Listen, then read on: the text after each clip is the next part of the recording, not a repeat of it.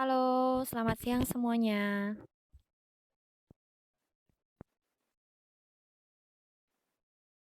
Kedengeran kan suaranya ya?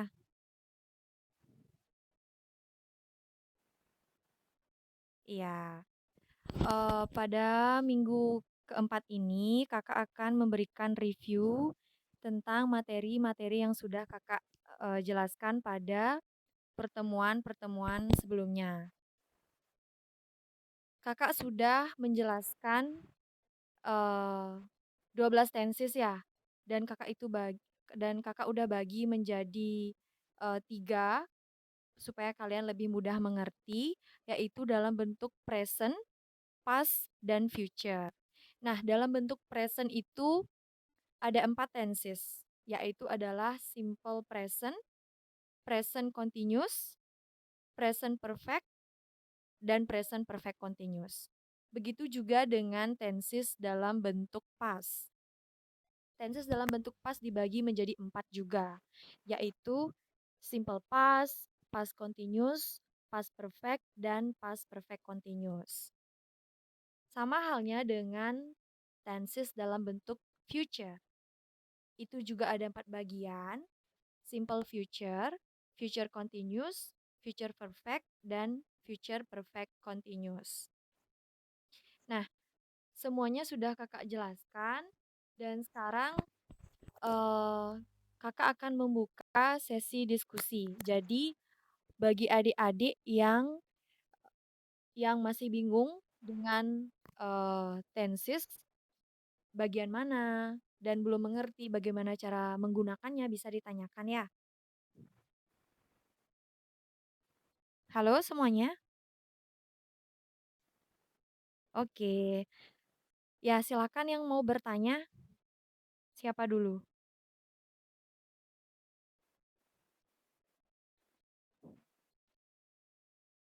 Oke. OD. Masalah simple apa? Apa pertanyaannya bisa diulang? Simple future tense.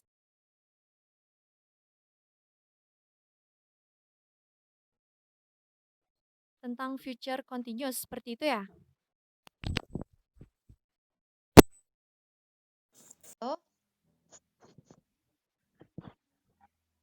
Oh, penggunaan shall dan will. Pada video penjelasan kakak kan sudah menjelaskan ya kapan menggunakan shall dan kapan menggunakan will. Nah, mungkin adik-adik masih bingung, jadi kakak mute aja semuanya ya. Oke, udah kakak mute.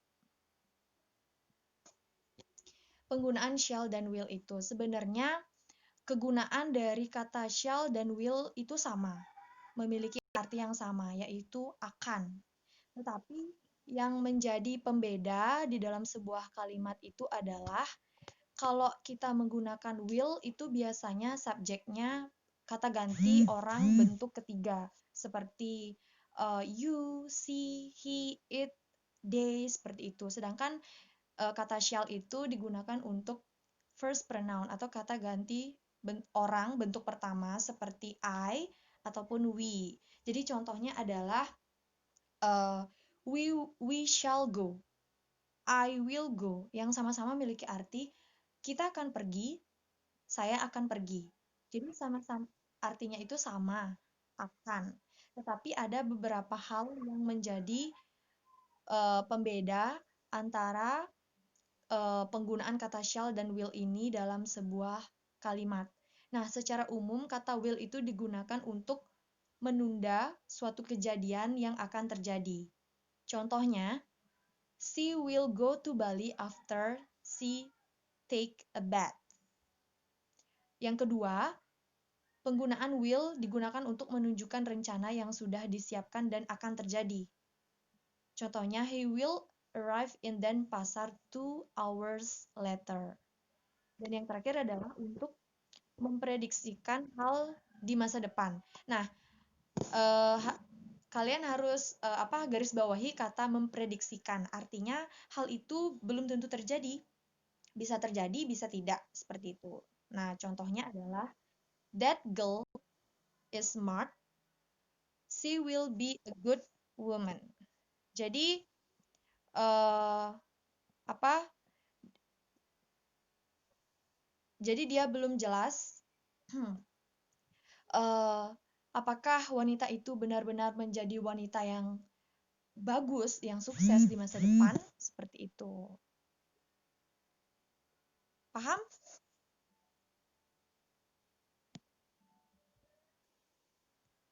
Oke. Lanjut ya, siapa lagi yang mau tanya?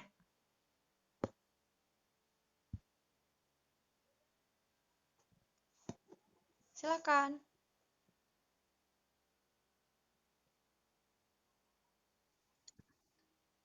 Ya, siapa? Siapa yang nanya itu? Oh, Risma. Apa pertanyaannya?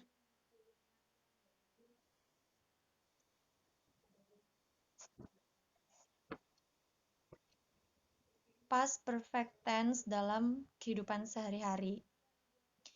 Baik, terima kasih atas pertanyaannya. Jadi penggunaan past perfect tense dalam kehidupan sehari-hari. Nah, yang pertama, kalian harus memahami pengertian dari tenses itu. Past perfect tense adalah tenses yang digunakan untuk menyatakan aksi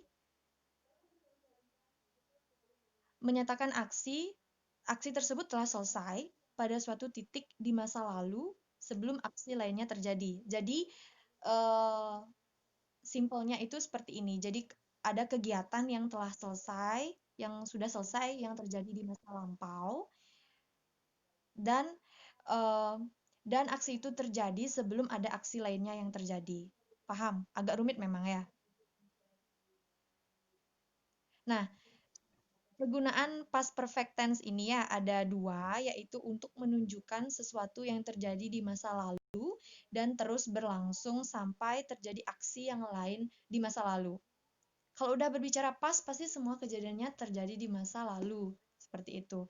Contohnya adalah, my father felt bad about selling the house because he had owned it for more than 10 years. Yang artinya, eh, yang artinya adalah ayah saya merasa buruk ataupun sedih karena menjual rumah itu.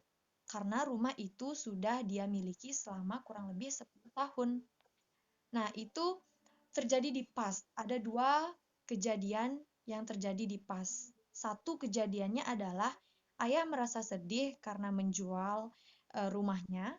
Dan yang kejadian selanjutnya yang terjadi adalah ayah sudah memiliki owned, itu bentuk past, ya, memiliki rumah itu lebih dari 10 tahun.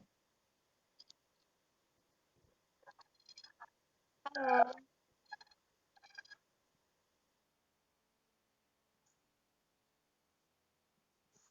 halo.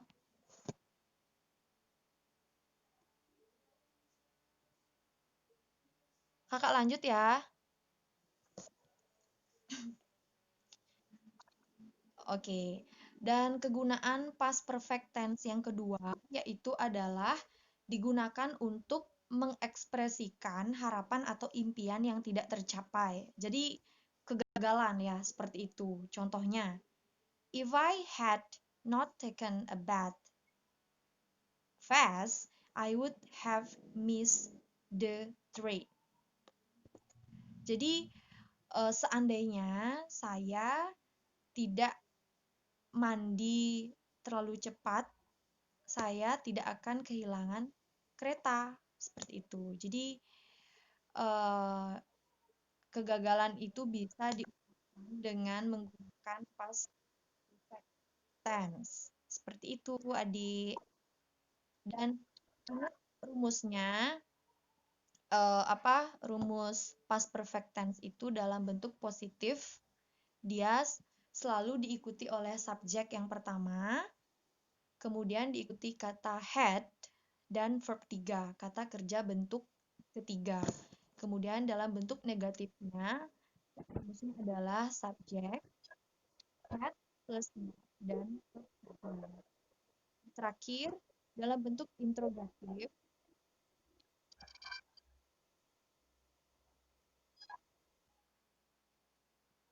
dalam bentuk interrogatif itu rumusnya adalah had, subject, plus verb 3. Oke, bisa dipahami?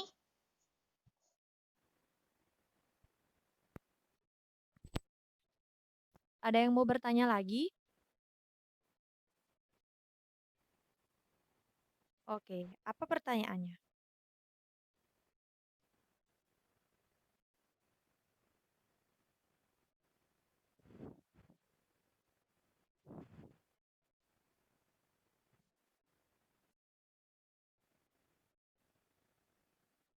Perbedaan antara future continuous dengan future perfect continuous ya.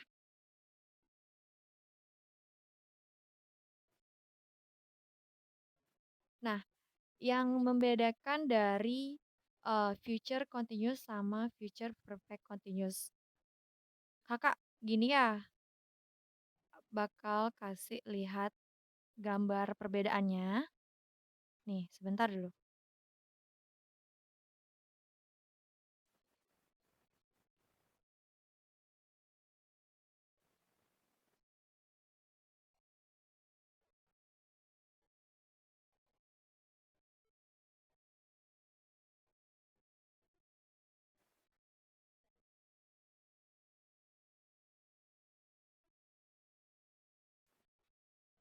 Oh, ini gambarnya nggak mau ke share.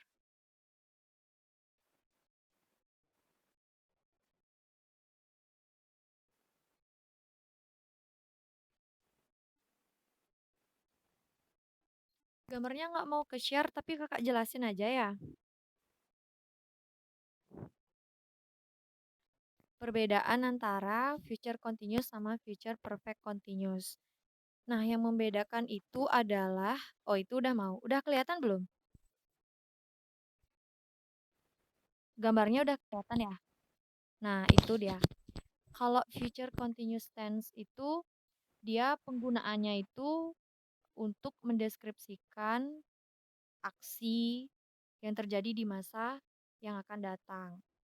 Untuk mengekspresikan aksi yang waktu terjadinya itu lebih spesifik. Dalam artian seperti ini. Eh, saya saya akan pergi ke rumah Mela pukul 12. Jadi waktu yang akan terjadi di masa yang akan datang itu udah jelas pukul 12. Mengerti, adik yang bertanya? Oke. Nah, itu dia rumusnya ya. Itu dia rumusnya. Terus kalau eh apa tadi? Future perfect continuous, dia ini. Ntar dulu.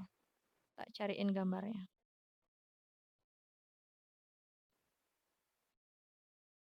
Nah, udah kelihatan belum? Sudah kelihatan?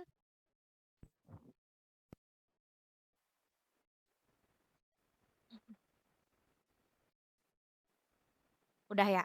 Oke. Nah, kalau future perfect continuous itu dia untuk fungsinya itu membicarakan tentang aksi yang panjang sampai titik waktu tertentu di masa depan.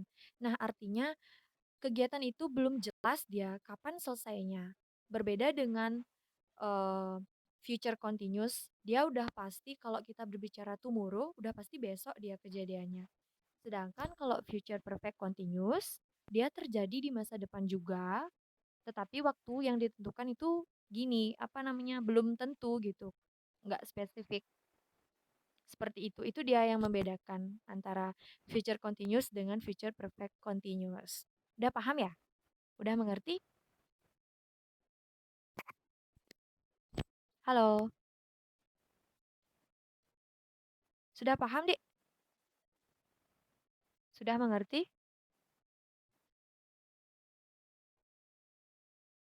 Sudah mengerti?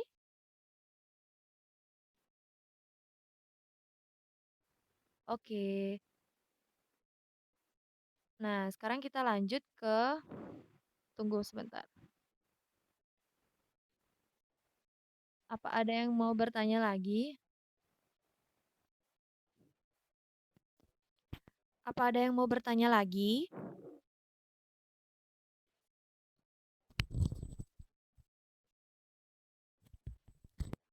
Silakan adik-adik yang mau bertanya.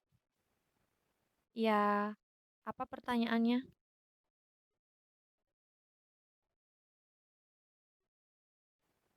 Mm-mm.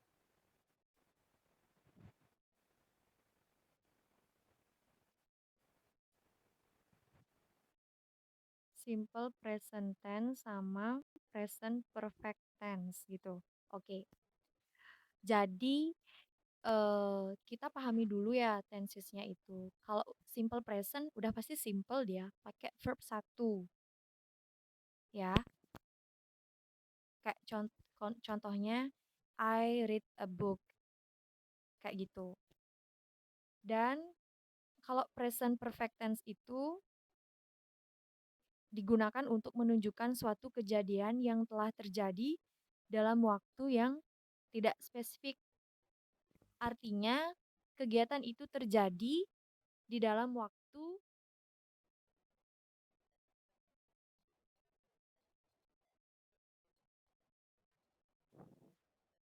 Halo, udah kedengeran? Oh ya, kalau dia eh, present perfect tense itu digunakan untuk menunjukkan suatu kejadian yang telah terjadi dalam waktu yang tidak ditentukan atau enggak spesifik. Nah, contoh waktu yang spesifik itu seperti tomorrow, yesterday, 2 days ago, last week, dan lain sebagainya. Nah, biasanya waktu yang tidak ditentukan itu menggunakan kata before. Nah, itu artinya sebelum-sebelumnya itu kapan, nggak jelas. Nah, seperti itu. Nah, contoh kalimatnya adalah I think I have seen the movie before. Contoh lainnya, I have done my homework. Nah, saya telah menyelesaikan pekerjaan saya atau tugas saya. Jadi, waktu itu tidak penting di dalam tenses apa tadi present perfect tense. Nggak penting waktu itu. Yang terpenting kegiatannya udah selesai kayak gitu dia. Itu lebih ditekankan dalam present perfect tense. Sedangkan uh, simple present itu kegiatannya berlangsung saat itu seperti itu. Bukan bentuk past dia terjadinya. Paham?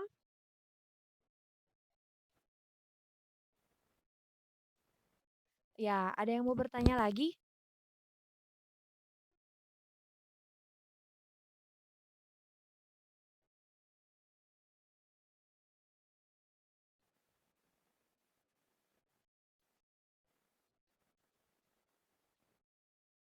Shall sama apa? Penggunaan shall. Shall sama will. Oh gitu. Ya udah, tar dulu. Penggunaan shall.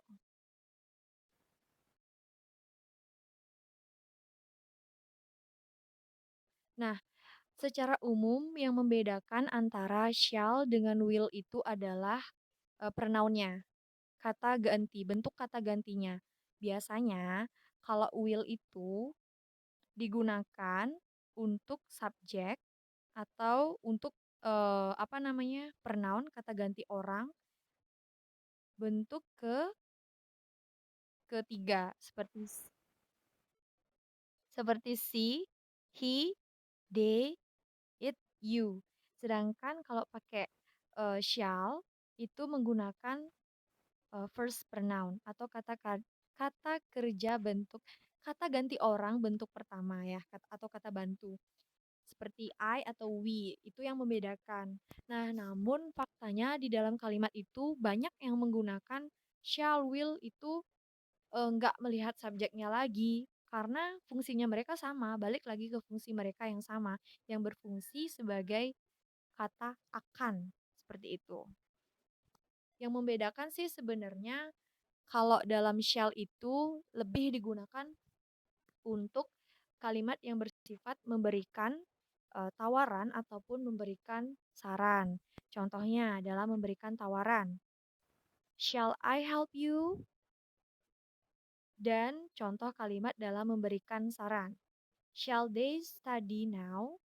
Seperti itu. Jadi tidak ada perbedaan yang spesifik antara will dengan shall. Yang membedakan hanya tadi pronounnya, kata kata ganti orangnya. Tapi yaitu balik lagi ke kegunaannya masing-masing. Kalian mau menggunakan shall itu untuk apa? Untuk memberikan saran atau memberikan tawaran, pasti menggunakan shall seperti itu. Kayak gitu, Adik. Udah paham?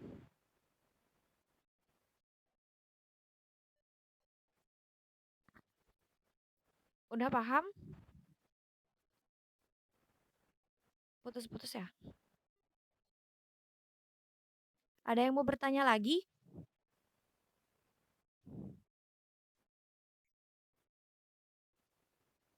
Oh ya, silakan.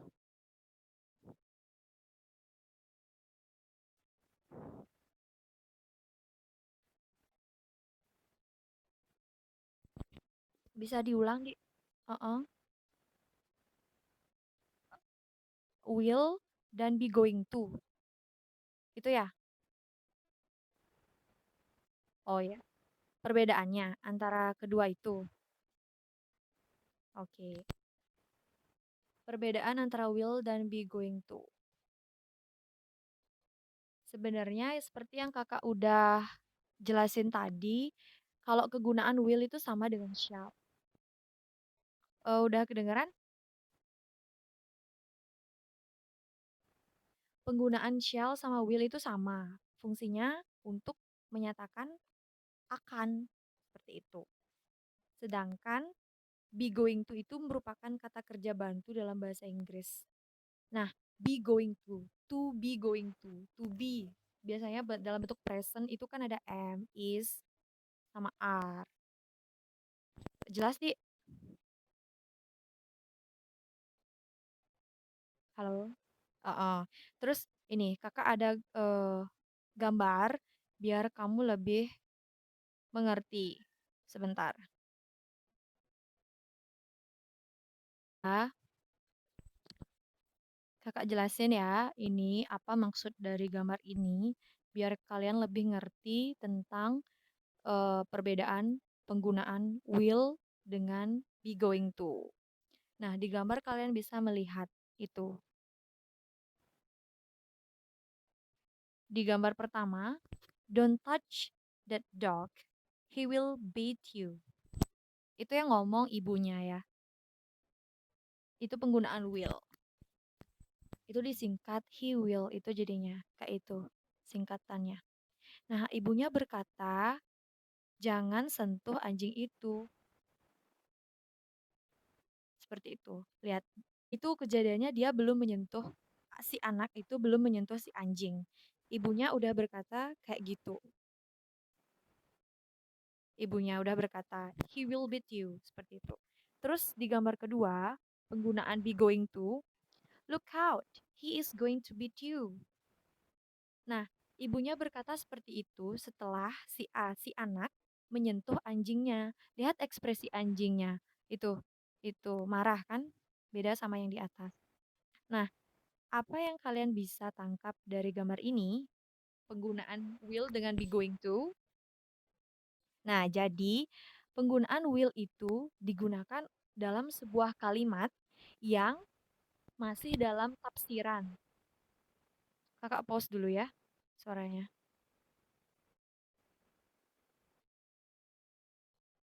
Masih dalam bentuk tafsiran atau itu bisa aja terjadi atau bisa enggak. Nah, bayangkan ketika si anak menyentuh anjing itu. Anjingnya biasa aja kan nggak benar-benar terjadi. Seperti itu penggunaan will. Sedangkan kata be going to memiliki arti bahwa ibunya yakin apa yang benar-benar akan terjadi. Karena melihat keadaan si anjing yang sangat marah seperti itu. Nah, itu dia yang membedakan antara penggunaan will dan be going to. Will digunakan jika masih kalimat itu berupa pendapat ataupun perkiraan seperti itu. Sedangkan be going to itu udah pasti terjadi, yang akan dilaksanakan udah pasti terjadi seperti itu. Nah, contohnya biar kalian mengerti itu adalah uh, I will go to the beach. Saya akan pergi ke pantai. Jadi itu baru kayak apa perencanaan gitu. Belum belum pasti dia perginya. Jadi pergi atau enggak gitu. Sedangkan be going to adalah I am going to visit my grandfather's house. Saya akan mengunjungi rumah paman. Artinya apa yang dia lakukan? Memberikan kunjungan itu udah jelas, aktivitasnya udah jelas kayak gitu. Jadi itulah yang membedakan antara will dan be going to. Udah paham yang tanya tadi? Udah ya? Udah semua ya bertanya ya? Udah semua bertanya? Oke. Baik, terima kasih ya adik-adik atas pertemuan hari ini. Besok kita akan melakukan post-test dan kakak akan memberikan post-test itu berupa pertanyaan-pertanyaan terkait dengan tenses yang sudah kakak jelaskan ya pada pertemuan-pertemuan sebelumnya. Post-testnya kakak akan berikan melalui Google Form. Kalian bisa menjawabnya di sana nanti. Terima kasih semuanya atas waktunya.